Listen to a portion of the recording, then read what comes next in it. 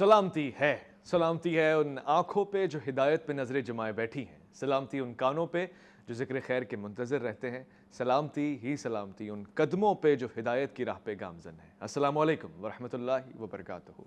तमाम तारीफ़ें खुदाए बुज़ुर्ग बरतर के लिए जो वहदुला शरीक है, न कोई सानी है न कोई हमसर है, और दुरूद लामहदूद महबूब रब्बुल वदूद राहतुल आशिकीन मुरादुल मुश्ताकीन हज़रत मोहम्मद मुस्तफ़ा आपकी आले पाक आपके जानिसार अंसार और असाब पर।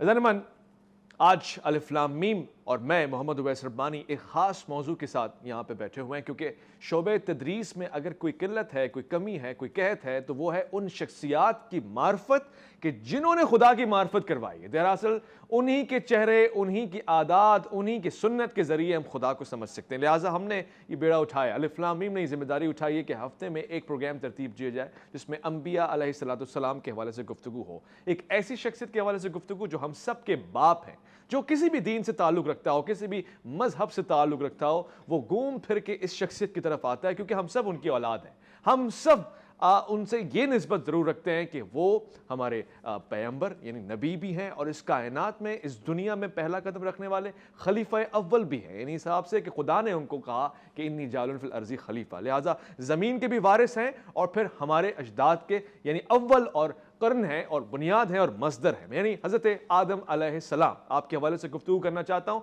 और आज के प्रोग्राम के लिए खुसूसी कर रहा हूँ कि अपने बच्चों को साथ बिठाएं, अपने घर के बड़े छोटे को साथ बिठाएं। ये प्रोग्राम फैमिली प्रोग्राम भी है, साथ साथ आपकी तालीमात और फिर उन अवाइल की तरफ इशारा है कि जिनको जाने बगैर आप आखिरत तक नहीं पहुँच सकते। मैं आज के इस प्रोग्राम में खुश आमदीद करना चाहता हूँ बहुत ही करीम, मेहरबान और शफीक शख्सियत यहाँ तशरीफ़ फरमाएँ। इससे पहले भी भरपूर इस्तिफ़ादा किया मैंने आपके इल्म से, आपके मुताले से।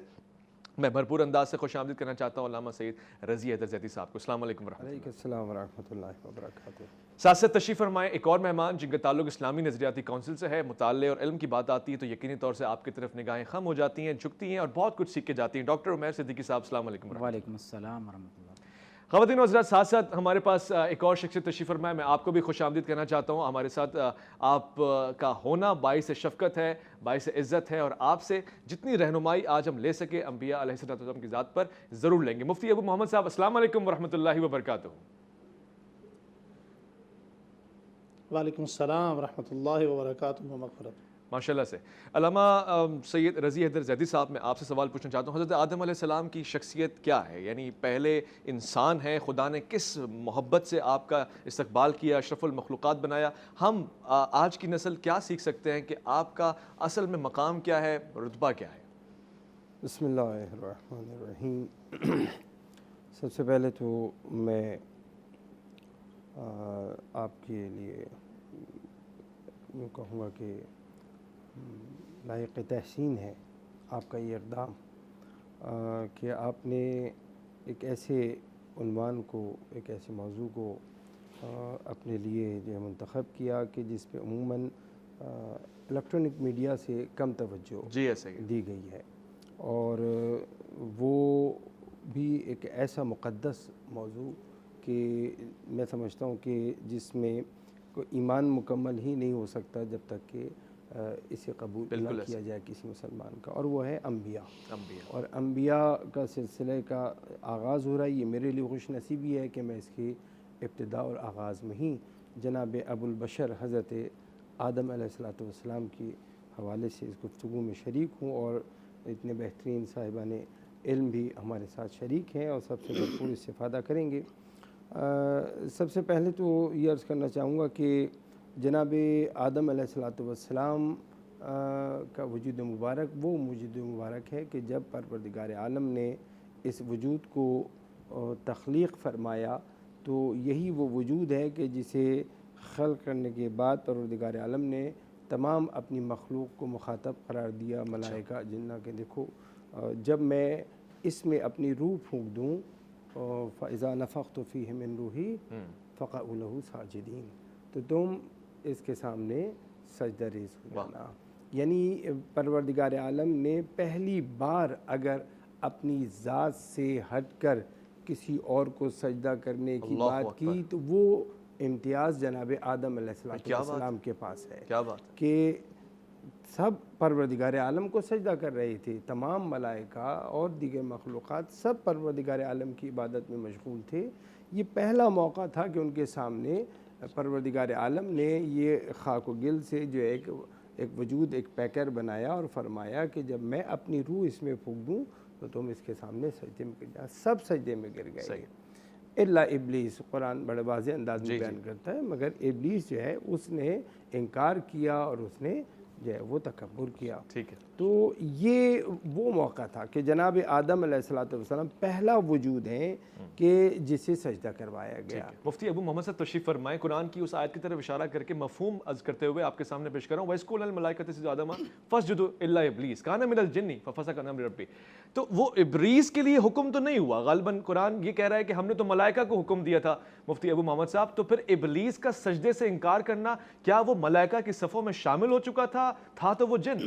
بسم اللہ الرحمن الرحیم۔ سب سے پہلے تو میں آپ کو مبارکباد پیش کرتا ہوں کہ اتنا خوبصورت عنوان سے آپ نے آج کا یہ پروگرام شروع کیا اور اسے ہمیں مدعو کیا۔ دوسری بات یہ ہے کہ قرآن کریم میں جتنے بھی واقعات نقل کیے جاتے ہیں، لکھے جاتے ہیں، وہ اس لیے نہیں ہوتے کہ ان کو ایک واقعہ ہونے کی بنیاد پر درج ہونا ان کا ضروری ہے، بلکہ وہ اس لیے ہوتے ہیں کہ اس سے پیدا شدہ جو نتائج ہوتی ہیں، نتیجہ ہوتا ہے، رزلٹ ہوتا ہے، اسے عبرت اور موعظت بنا کر انسانی عقل و جذبات کے سامنے اپیل کی جائے، اس کے سامنے پیش کیا جائے کہ قوانین فطرت میں ڈھلے ہوئے یہ جو واقعات ہیں ان سے انسان عقل حاصل کرے اور ان سے عبرت حاصل کرے اور اللہ پر ایمان لائے۔ ٹھیک ہے، دوسری بات یہ ہے کہ جو آج کا عنوان آپ نے چنا ہے، ابو البشر، پہلے انسان، پہلے نبی، پہلے پیغمبر، پہلے خانہ کعبہ میں نماز پڑھنے والے، پہلے جنتی اور پہلے جنت سے باہر دنیا میں تشریف لانے والے حضرت آدم علیہ السلام۔ قرآن کریم کے اندر ان کا 55 مرتبہ ذکر آیا ہے، 9 صورتوں میں ان کا ذکر کیا گیا ہے، 9 صورتوں کے اندر 25 مقامات پر حضرت آدم علیہ السلام کا نام لے کر انہیں مخاطب کیا گیا ہے۔ اور جو آپ کا سوال ہے کہ حضرت آدم علیہ السلام کے لیے جو سجدے کا حکم دیا گیا وہ ملائکہ کو دیا گیا، گزارش یہ ہے کہ یہ وہاں پر، یہ تو جن مخلوقات میں سے ہے لیکن یہ وہاں موجود تھا، تو وہاں پر جو حکم ہوا، وہاں اس وقت جتنی مخلوقات تھیں سبھی کو سجدہ تعظیمی کا حکم ہوا۔ ملائکہ جھک گئے، انہوں نے سجدہ کر لیا، اور جب اس نے سجدہ نہ کیا تو اللہ جل شانہ نے باوجود علم کے اس سے پوچھا کہ بھئی تم نے سجدہ کیوں نہیں کیا؟ تو اس نے اپنی انانیت کا اظہار کیا کہ انا خلقتہ من نار و خلقتہ من طین، کہ مجھے تو آگ سے بنایا گیا ہے، آگ بطور جو ہے مٹی کے افضل ہے۔ تو اللہ جل شانہ کی مشیت دیکھیے کہ خالق ارض و سما وہ ذات ہے کہ کائنات کے اندر جس چیز کو آپ اور میں کچھ نہ سمجھیں، اس کے اندر ایک حکمت یہ ہے کہ اللہ جل شانہ اس چیز پر بھی اگر نظر ڈال لیں تو وہ اپنی خلق اور اپنے شرف و وجد میں اتنی نوازی جاتی ہے کہ وہی مٹی ہے، اس مٹی سے ایک انسان کو بنایا گیا، اور انسان سے کون سے انسان کو بنایا گیا، کتنا شرف بخشا، کتنا مقام بخشا کہ وہ انسان حضرت آدم علیہ السلام کے لائے، حالانکہ اسی مٹی پر ہم چلتے ہیں، کل کو آگے چل کر وہی مٹی ہے، اس سے نبی پیدا کیے گئے، رسول پیدا کیے گئے، انبیاء پیدا کیے گئے۔ تو یہ ایک انسان کے لیے یہ ایک عبرت کا باعث ہے، اور یہاں پر یہ جو بات سمجھائی جا رہی ہے کہ اللہ جل شانہ کی بات میں یہ حکمت ہوتی ہے کہ تمہاری سمجھ میں آئے یا نہ آئے تم نے اسے تسلیم کرنا ہے، تمہاری عقل مانے یا نہ مانے تم نے وہی کے سامنے سر جھکانا ہے۔ ڈاکٹر صاحب یہاں پہ سوال میرا میں ہمیشہ کوشش کرتا ہوں اس سیریز میں تو ایسے سوال کروں جیسے کوئی بچہ سوال کرتا ہے، کیونکہ معلومات بھی بچوں کے لیے بہت خاص ہے۔ تو اللہ تعالیٰ کہہ رہا ہے خلق تو بھی یدی، اپنے ہاتھوں سے پیدا کیا، وہ مٹی کہاں سے آئی، اپنے ہاتھوں سے کیا مراد ہے، وہ تو مجسم نہیں ہے، تو پھر اس میں کس طرح کا امتیاز ہے؟ بسم اللہ الرحمن الرحیم۔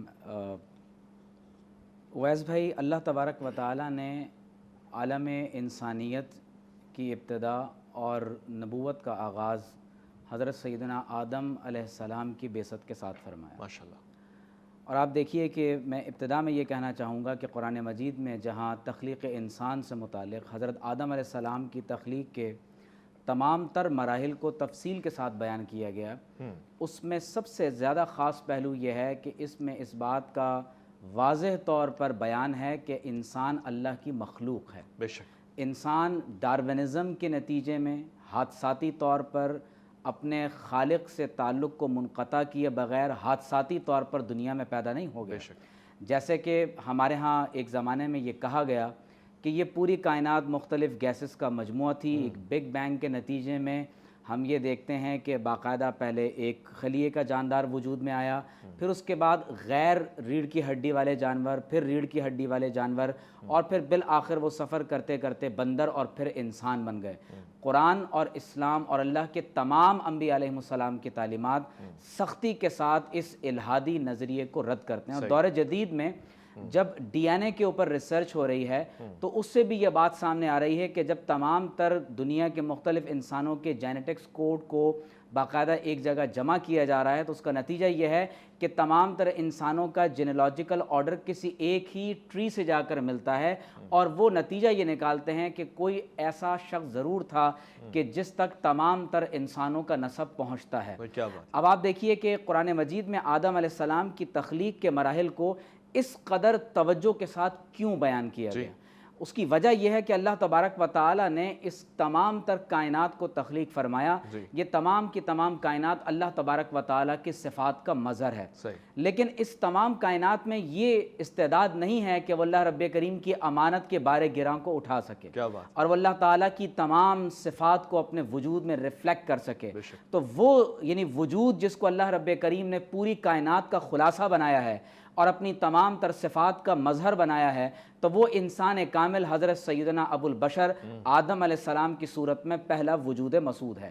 آپ دیکھیے قرآن مجید میں خود اللہ رب کریم نے ارشاد فرمایا کہ جب ہم نے اپنی اس امانت کے بارے گراں کو وَإِذْ عَرَضْنَا الْأَمَانَةَ عَلَى السَّمَاوَاتِ وَالْأَرْضِ وَالْجِبَالِ فَأَبَيْنَ أَن يَحْمِلْنَهَا وَأَشْفَقْنَ مِنْهَا. وہ پھٹ پڑے, ان کی استعداد ہی نہیں تھی کہ وہ اللہ تبارک و تعالیٰ کی اس امانت کو اٹھا سکیں. تو فرمایا وَحَمَلَهَا الْإِنسان, لیکن اس امانت کو انسان نے اٹھا لیا. پھر آگے ہے کہ إِنَّهُ كَانَ ظَلُومًا جَهُولًا, اگر انسان اس امانت کو, اللہ کی دی ہوئی صلاحیت کو غلط استعمال کرے گا تو ظالم ہوگا, اور اگر اس کو استعمال نہ کرے گا, اسے جہالت برتے گا, تو یقیناً وہ جہول اور جاہل ہوگا. آدم علیہ السلام کی تخلیق کے بارے میں یہ بات ہمارے پیش نظر رہنی چاہیے کہ قرآن مجید میں اللہ تبارک و تعالی نے فرمایا کہ ان مثل عیسیٰ عند اللہ کمثل آدم. فرمایا کہ حضرت آدم علیہ السلام اور حضرت عیسیٰ علیہ السلام کی مثال اللہ کے نزدیک تخلیق کے اعتبار سے فرمائے ایک ہی جیسی ہے. خلقہ من تراب. آپ دیکھیے کہ حضرت مسیح علیہ السلام کی والدہ ہیں, والد نہیں ہیں. بالکل. تو وہ ذات جو اس پر قادر ہے کہ آدم علیہ السلام کو بغیر ماں اور باپ کی تخلیق کرے, وہ اس پر بھی قادر ہے کہ وہ مسیح علیہ السلام کو بغیر باپ کے پیدا فرمائے. تو فرمایا کہ ثم قال له کن فیکون. تو اللہ رب کریم نے آدم علیہ السلام سے فرمایا کہ ہو جا, تو آپ کے وجود مسعود کی تیاری کا جو عمل تھا تخلیق کا وہ شروع ہو گیا. ایک مختصر سے وقفہ لے رہا ہوں یہاں پہ. تخلیق کے اس مراحل سے گزرتے ہوئے سمجھنے کی کوشش کر رہے ہیں. معرفت کا یہ سفر جاری اور ساری رہے گا. الف لام میم میں آپ کا انتظار ہے.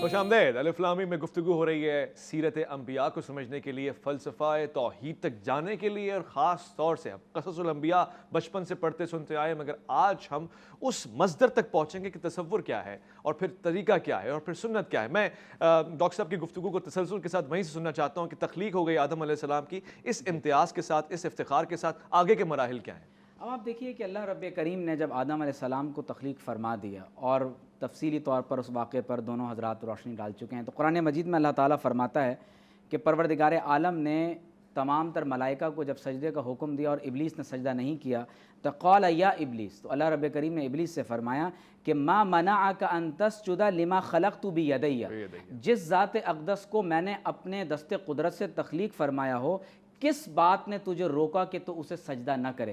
اب ظاہر ہے کہ اللہ رب کریم نے حکم تو ملائکہ کو دیا تھا, لیکن جنات ملائکہ سے برتر کیٹیگری میں نہیں آتے, بلکہ وہ ان سے فروتر یعنی کمتر کیٹیگری کے اندر شمار ہوتے ہیں. اب ظاہر ہے کہ جب اللہ کے تمام ملائکہ کو سجدہ کا حکم دیا جا رہا ہو تو اس میں جنات اور دیگر مخلوقات خود بخود شامل ہو جاتی ہیں. تو فرمایا فسجد الملائکۃ کلھم اجمعون, اللہ کے تمام تر فرشتوں نے با جماعت ہو کر حضرت آدم علیہ السلام کو اپنا مسجود الیہ بنایا. آدم علیہ السلام کو جو سجدہ کیا گیا وہ تعظیمی سجدہ تھا, لیکن حقیقی معنی میں وہ سجدہ اللہ تبارک و تعالیٰ کے حکم کو کیا گیا. تو اللہ رب کریم نے فرمایا کہ استکبرت, تم نے تکبر کیا ہے, استکبرت ام کنت من العالین, یا تم عالین میں سے ہو, تم جنات میں سے ہو کہ جو سرکش ہو گئے ہیں. جنہوں نے کفر کو اختیار کر لیا، تو اس نے اب آگے سے دلیل دی ہے. قال انا خیر منہ، اس نے کہا کہ میں نعوذ باللہ من ذالک آدم علیہ السلام سے زیادہ بہتر ہوں. اللہ اکبر. دیکھیے اس کائنات کے پہلے دو جرائم ہیں. ایک ہے تکبر، اللہ تبارک و تعالیٰ کے حکم کی نافرمانی کہ سجدہ نہیں کیا گیا. دوسرا جو جرم ہے وہ توہین رسالت ہے. اس نے جب کہا کہ انا خیر منہ تو وہ توہین رسالت کا مرتکب ہوا، اور ساتھ میں دلیل دی ہے کہ خلقتنی من نار وخلقتہ من طین، کہ اے رب کریم تو نے مجھے آگ سے پیدا کیا ہے اور آدم علیہ السلام کو مٹی سے پیدا کیا. اب یہاں پر وہ مرحلہ آ جاتا ہے کہ اللہ رب کریم نے پھر شیطان کو راندہ درگاہ کیا اور فرمایا کہ قال فخرج منہا فإنک رجیم وإن علیک لعنتی الی یوم الدین، اور میری لعنت کا طوق تیرے گلے میں قیامت تک پڑا ہوا ہے. صرف میں بات یہاں کہہ دوں، یہ جو آپ نے کہا کہ اپنے دست قدرت سے بنایا، اللہ تبارک و تعالیٰ کا وجود وہ جسم سے پاک ہے، اور قرآن مجید میں ایسی جتنی آیات مقدسہ بیان ہوئی ہیں یہ متشابہات میں سے ہیں. اللہ رب کریم کا دست قدرت، اس کا ید مبارک ید اللہ فوق ایدیہم، اس کی کیا کیفیت ہے وہ اللہ اور اس کے رسول علیہ السلام بہتر جانتے ہیں. لیکن مفسرین نے جو اس کے تفسیر میں لکھا ہے، مراد یہ ہے کہ اللہ نے اپنی قدرت سے پیدا فرمایا. خوبصورت. علامہ صاحب اب سوال اگلے مرحلے کا ہے. یہ معاملہ طے پا گیا، وہ راندہ درگاہ ہو گیا، نکال دیا گیا، آدم علیہ السلام کو جنت کا مقام دیا گیا خاص ایک احترام کے ساتھ. اس سے قبل وہ جنت میں نہیں لے کے گئے تھے، یا پھر جنت میں ان کا رہنا ان کے لیے ایک نئی جگہ سے تعارف رکھتا تھا، یا پھر اس خاص شجر کی طرف نہ جانا، وہ معاملہ کیا تھا؟ یہ بیان فرمائیے گا. جنت کے حوالے سے جو جناب آدم علیہ السلام کو جنت میں بھیجا گیا، جناب حوا بھی وہاں پر جو ہے وہ ان کے انس کے لیے جو ہے وہ پروردگار عالم نے ان کے ساتھ قرار دیں. تو یہ موقع جنت کا، یہ جنت میں ان کی جو ٹائمنگ ہے، یہ خدا کی نعمتیں ہیں. جنت کا جو مفہوم ہمارے ذہنوں کے اندر ہے اور جو حقیقت ہے جنت کی، شاید اس میں تھوڑا فرق ہے. کہ ہم جنت کو عموماً جو مانوس ہیں جن لذتوں سے، ان لذتوں کا ہی ایک تصور ہمارے ذہن میں آتا ہے کہ جنت بھی کوئی اس قسم کی ایک وہ چیز ہے کہ جیسا ہم یہاں پر ایک تصور رکھتے ہیں لذت کا. ہاں، وہاں کی جنت کی لذتیں جو ہیں وہ ہماری ان تصورات سے بالاتر ہیں. ہم جنت کا شاید تصور بھی نہیں کر سکتے. الفاظ سے ایک ذہن ہمارا منتقل ضرور ہوتا ہے، کچھ تصور کر لیتا ہے، مگر اس کی جو حقیقت ہے ہم اس کو، یہ بالکل ایسے جیسے اگر کہا گیا کہ آخرت وہ جو جہنم کی آگ ہے وہ اس آگ سے کئی گنا زیادہ، یعنی اس کی شدت کو تو ہم محسوس کر سکتے ہیں، اس کی شدت کو ہم نہیں تصور کر سکتے کہ وہ کیا ہے. اچھا، اب اگر ہم یہیں سے استفادہ کروں، دعائے کمیل کے اندر مولا امیر المومنین حضرت علی علیہ السلام نے جو فرمایا، آپ نے فرمایا کہ الہی صبر تو علی حر نارک، اے پروردگار تیری آگ کی شدت حدت پہ تو صبر کر لوں، مگر فکیف اصبر علی فراقک، تجھ سے فراق پر، تجھ سے جدائی پر، دوری پر کیسے صبر کروں. اصل جو میرے لیے جو باعث اذیت ہے وہ یہ آگ نہیں ہے، اصل تو یہ کہ میں تجھ سے دور ہو گیا، میں تجھ سے جدا ہو گیا. بالکل اس طرح جس طرح یہ مفہوم جدا ہے، ایسی وہ جنت کا بھی ایک مفہوم جو ہے وہ تصوراتی جنت علیحدہ ہے اور جو حقیقت جنت کی وہ علیحدہ ہے. واضح ہو گیا. مفتی ابو محمد صاحب آپ کی طرف آتا ہوں اور یہ سوال آپ سے بطور خاص پوچھ رہا ہوں، وہ کون سا شجر تھا جس کی ممانعت تھی، اور پھر وہ کیا چیز تھی کہ جناب حوا نے اس طرف اشارہ دیا اور آپ کا دل چاہا؟ لوگ اس کو غلطی تصور کرتے ہیں، کیا یہ غلطی ہے یا ترک اولا ہے؟ اس کو ذرا بیان فرما دیجیے گا. بسم اللہ الرحمن الرحیم. بڑا بہترین اور بڑا خوبصورت سوال ہے آپ کا. اللہ تعالیٰ مجھے اچھے الفاظ میں اس کی وضاحت کرنے کی توفیق دے. آمین. بنیادی طور پر ہمیں ایک جملہ سمجھنا چاہیے جو ہماری عوام میں غلط فہمی پائی جاتی ہے، اور یہ جملہ بطور محاورہ کے استعمال کیا جاتا ہے کہ جناب آدم علیہ السلام سے بھی تو غلطی ہوئی. یہ جملہ کفریہ ہے. ایسی غلطی کے جملہ، ایسے جملے کا منسوب کرنا کسی نبی کی طرف، حضرات انبیاء کی طرف، یہ کفریہ جملے ہیں، ان سے توبہ کرنی چاہیے. رہی بات حضرت آدم علیہ السلام کے اس وقوع کی کہ جو جنت کے اندر پیش آیا وہ غلطی نہیں تھی، وہ نسیان تھا، وہ بھول تھی. غلطی اور نسیان کے اندر تھوڑا سا فرق کرنا ہمیں چاہیے بھی اور ضروری بھی ہے. اور وہ یہ تھا کہ جو حضرت ابن عباس رضی اللہ تعالیٰ عنہ والی روایت ہے وہ سب سے مستند، معتبر اور قابل قبول روایت ہے. وہ یہ ہے کہ ایک ہی نسل کے بے شمار درخت وہاں موجود تھے. کسی نے اسے انجیر کی بیل کہا، انجیر کا درخت کہا، کسی نے انگور کی بیل کہا، کسی نے گندم کہا، کسی نے جو کہا، لیکن جو بھی تھا اس کے قریب نہیں گئے. اس کے جو جنس کا دوسرا درخت تھا جس کی طرف اشارہ کر کے آپ علیہ السلام کو منع کیا گیا تھا کہ آپ نے اس کے قریب نہیں جانا. تو فوسوس لہم الشیطان کو جو لفظ آتا ہے کہ شیطان نے وسوسہ ڈالا، سانپ کی شکل، سانپ کے منہ میں بیٹھ کر چھپ کر دوبارہ جنت میں داخل ہوا نکالنے کے بعد، اور وہاں جا کر وسوسہ ڈالا کہ یہ وہ درخت نہیں ہے جسے آپ کے استعمال کرنے سے آپ کو منع کیا گیا ہے. اس جنس کا درخت وہ دوسرا ہے، لہٰذا آپ اسے استعمال کر سکتے ہیں، اور اسے استعمال کرنے سے آپ جنت سے نکالے بھی نہیں جائیں گے. یہ جنت کی نعمتیں دائمی آپ کے پاس ہمیشہ رہیں گی اور آپ ہمیشہ یہیں رہیں گے. پھر وہ آپ نے استعمال کیا تو بڑے لوگوں کی نسیان کو بھی بڑی غلطی قرار دیا گیا. لیکن یہ اللہ اور حضرت آدم علیہ السلام کا معاملہ تھا. اس کے بعد جو حضرت آدم علیہ السلام کا یہ پورا واقعہ قرآن کریم میں نقل فرمایا گیا ہے، اسے نقل کرنے کا یا درج کرنے کا یا نبی علیہ السلام پر اسے اتارنے کا مقصد یہ ہے کہ انسان اپنا یہ دیکھے کہ میرے جو جد امجد ابو البشر حضرت آدم تھے، ان سے جب نسیان ہو گیا تو نسیان ہونے کے بعد پہلا طریقہ کار ان کا کیا تھا کہ فوراً اپنی غلطی تسلیم کر لی، رجوع اللہ ہو گئے. تو قیامت تک آنے والے انسانوں کے لیے اس میں بہت بڑا سبق جو پنہا ہے وہ یہ ہے کہ آپ اپنی غلطی پہ فوراً رجوع کریں، اس پر دلائل نہ دیں. اس پر یہ سب سے مضبوط روایت حضرت ابن عباس کی ہے. بہت بہت شکریہ مفتی صاحب، آپ نے بڑی وضاحت کے ساتھ مجھے بتا دیا. اب میں ایک وقفے کی طرف جا رہا ہوں، مگر دلچسپ مگر آجزانہ سوالات کی بھرمار ہے میرے ذہن میں. اور وہ پہلا سوال جو میں اس وقت رکھ رہا ہوں، مگر لوٹ کر آؤں گا تو بہت سارے سوالات اور بھی کروں گا کہ جناب حوا علیہ السلام کی خلقت کیسے ہوئی؟ کہتے ہیں کہ پسلی سے ہوئی، تو پھر وہ کیا معاملہ تھا؟ اور پھر ساتھ ساتھ یہ کہ اگر جنت میں جا کے بھی غلطی، ترک اولا یا نسیان ہو سکتا ہے تو پھر کیا گارنٹی ہے کہ دوبارہ جا کے دوبارہ غلطی نہیں کریں گے؟ لوٹ کر آئیں گے. الف لام میم میں آپ کا انتظار ہے.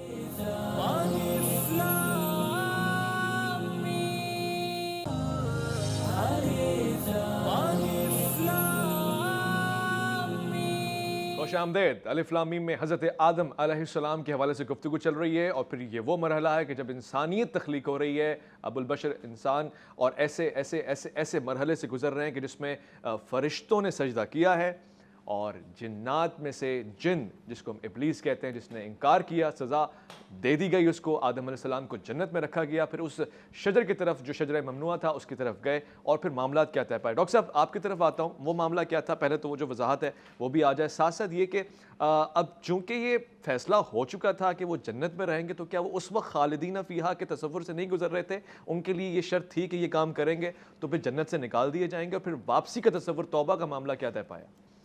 دیکھیے، ایک بنیادی بات یہ سمجھ لیجئے کہ اللہ کے تمام انبیاء اور تمام رسل علیہم السلام وہ ہمیشہ سے اپنے تخلیق کی ابتدا سے ہی اللہ کے انبیاء اور رسل ہوتے ہیں. صحیح.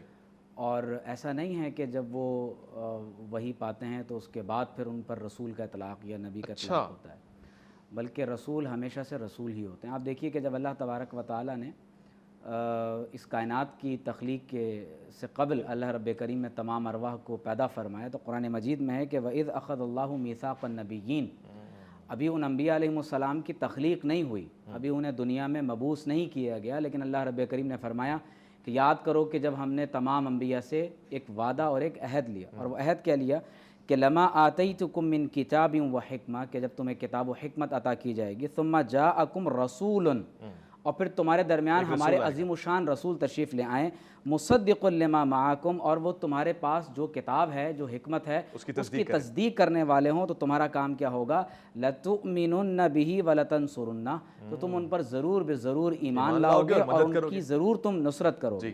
تو قال اقررتم واخذتم على ذلكم اسری، تو اللہ رب کریم نے جب ان سے عہد لیا تو انہوں نے کہا کہ قالوا اقررنا، ہم اس بات کا اقرار کرتے ہیں. تو آپ یہ بھی ذہن میں رکھیں کہ ہمارے ہاں ایک بات یہ بھی قابل توجہ ہے کہ اگر حضرت آدم علیہ السلام کی توہین کی گئی تو یہ صرف آدم علیہ السلام کی توہین نہیں ہے، بلکہ یہ کل انبیاء اور تمام رسولوں کی توہین ہے، کیونکہ تمام انبیاء اور رسول حضرت آدم علیہ السلام کی پشت میں ہیں. دوسری بات یہ کہ آپ دیکھیے کہ جب قوم عاد نے اللہ کے ایک نبی کو جھٹلایا تو اللہ نے فرمایا کہ کذبت عاد المرسلین کہ قوم عاد نے تمام رسولوں کا انکار کر دیا. تو ایک نبی کا انکار گویا کہ تمام رسولوں کا انکار قرار پایا. اور سب سے اہم بات یہ ہے کہ مفسرین فرماتے ہیں کہ دراصل سجدہ اس بات پر ہوا کہ اللہ رب کریم نے آدم علیہ السلام کی پیشانی میں محمد الرسول اللہ صلی اللہ علیہ وسلم کے نور مبارک کو رکھ دیا. سبحان اللہ سبحان اللہ. اور جب شیطان نے سجدہ کرنے سے منع کیا تو دراصل اب یہ معاملہ آدم علیہ السلام کی توہین سے بڑھتے بڑھتے یہ انبیاء علیہ السلام کی توہین اور انکار تک اور حضور علیہ السلام کے نور نبوت کی توہین تک بھی بات جا پہنچی. دوسری ایک اہم بات جو آپ نے خاص طور پر آدم علیہ السلام کی توبہ کے حوالے سے کی ہے تو قرآن مجید میں اللہ تعالیٰ نے خود ارشاد فرمایا کہ فَتَلَقَّ آدَمُ مِن رَبِّهِ کَلِمَاتٍ. جی آدم علیہ السلام نے اپنے رب سے کچھ کلمات سیکھ لیے. فَتَابَ عَلَيْهِ اور جب انہوں نے ان کلمات کا ورد کیا تو اللہ رب کریم نے ان کی توبہ قبول فرما لی. إِنَّهُ هُوَ التَّوَّابُ الرَّحِيمُ. تو قرآن مجید میں وہ دعا ذکر ہے ربنا ظلمنا انفسنا وان لم تغفر لنا وترحمنا لنکونن من الخاسرین. لیکن وسیلہ کیا بنا؟ وسیلہ کیا بنا؟ تو حدیث شریف میں آتا ہے کہ یہ حدیث تمام مفسرین نے ان آیات کے تحت بھی درج کی ہے اور خاص طور پر امام بیہقی نے دلائل النبوہ میں اور دیگر محدثین نے اس کو درج کیا کہ جب حضرت آدم علیہ السلام نے یہ دعا کی اور محمد الرسول اللہ صلی اللہ علیہ وسلم کا وسیلہ ساتھ میں دیا تو اللہ رب کریم نے فرمایا کہ اے آدم آپ کو کیسے معلوم ہوا کہ یہ اللہ کے نبی اور آپ کی پشت میں پیدا ہوں گے؟ تو آپ نے عرض کی کہ اے رب کریم جب تو نے اپنی روح مجھ میں پھونکی اور میں نے اپنی نگاہوں کو عرش کی طرف اٹھا کر دیکھا تو میں نے عرش پر، جنت کے دروازوں پر، حور عین کے ماتھے پر، درختوں کے پتوں پر، ہر مقام پر لکھا ہوا دیکھا محمد الرسول اللہ خاتم الانبیاء، کہ محمد صلی اللہ علیہ وسلم اللہ کے رسول ہیں اور اللہ کے آخری نبی ہیں.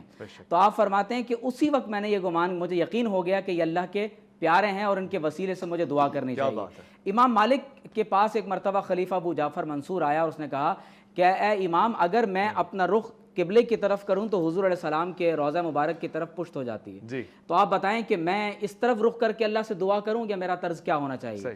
تو آپ نے فرمایا لما تصرف وجہک عنہ، تم حضور علیہ السلام سے چہرہ کیسے پھیر سکتے ہو؟ فرمایا کہ ہوا وسیلتو کا و وسیلتو کا و وسیلتو ابی کا آدم الی یوم القیامہ. یہ تمہارا بھی وسیلہ ہے، تمہارے بابا آدم علیہ السلام کا بھی قیامت تک آنے والے لوگوں کا وسیلہ ہے. امام صاحب یہی طریقہ طے پایا، اسی طریقے سے ان کی توبہ قبول ہوئی کہ دوبارہ جنت میں واپسی ہوئی ہے، دنیا سے انتقال فرما گئے. معاملہ کیا تھا؟